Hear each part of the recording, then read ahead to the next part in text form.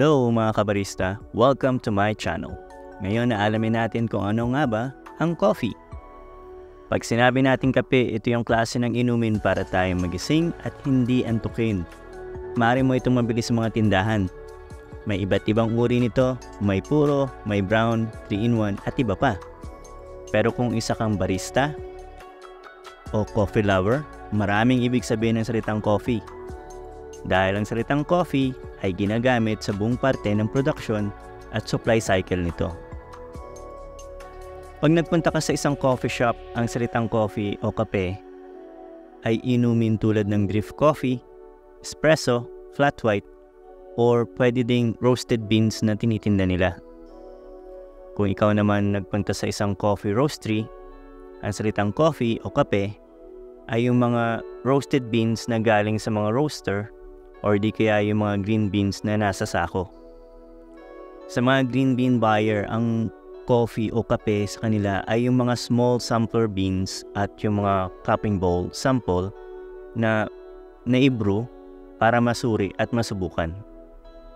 At sa mga coffee producer or coffee farmer, para sa kanila, ang salitang coffee ay yung mga coffee cherry o bunga ng coffee tree.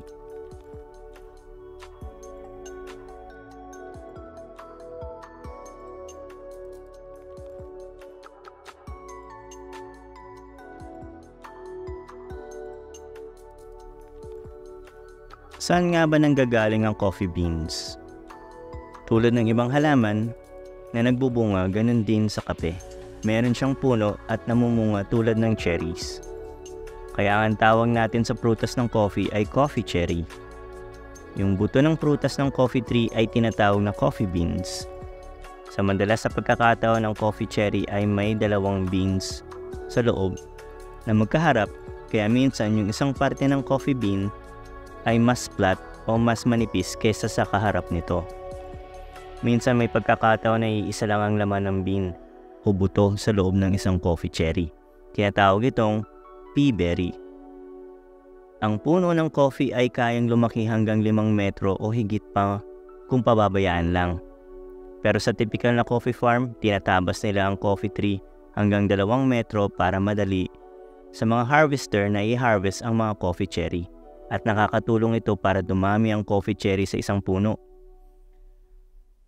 Pag nagtanim tayo ng puno ng coffee tree, inaabot ito ng 3 years para mag-produce ng bunga at bawat puno ng coffee pwedeng mabuhay hanggang 40 years o higit pa.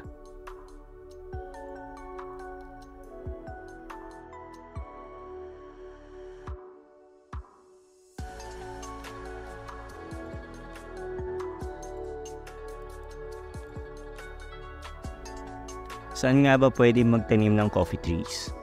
Ang puno ng coffee ay lumalaki sa warm at tropical climate na lugar. Nakikita kadalasan ng mga puno ng coffee sa gitna ng tropical Cancer at tropical Capricorn at tinatawag na coffee belt. Pero kaya din mamuhay ng coffee tree sa ibang lugar basta tamang kondisyon ng lugar. Ng pagtataniman nito, kailangan ng isang coffee tree ng warm temperature, humidity at nutrient-rich soils. Nakakatulong din ang high altitude o elevation. Kaya madalas nakikita ang mga coffee trees sa mga bulubundukin. Ang mga coffee trees na lumaki sa lower altitude na may sukat na 1,200 meters above sea level ay yung mga typical na namumunga ng marami, pero yung flavor ay mas less complex at refined. Dahil yung mga bunga nito ay mabilis mahinog na inaabot lang ng 6 months, mas kakaunti ang panahon para ma-develop ang mga complex flavors ng coffee cherries.